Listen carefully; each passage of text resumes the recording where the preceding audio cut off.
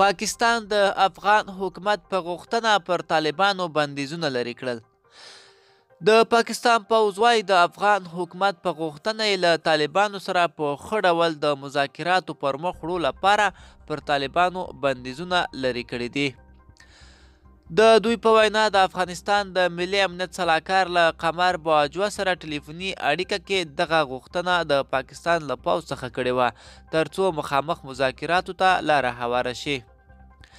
پاکستان څه موده وړاندې اعلان وکړ چې د ملګرو ملتونو د امنیت شورا په غوښتنه یې د طالبانو د یو شمېر مشرانو پر سفرونو، شتمنیو، وسلو او نورو بندیزونه لګولي دي.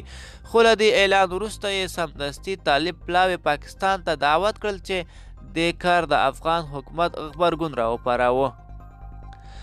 2 ورځې وړاندې د ملي امنیت شورا سلاکار ډاکټر حمدالله محیب د پاکستان د پوځ له مشر جنرال جاوید قمر باجوه سره ټلیفوني خبرې وکړې او په دې خبرو کې له هغې وغوښتل چې دغه بندیزونه لرې کړي ترڅو د مخامخ مذاکراتو پر وړاندې لاره هواره شي.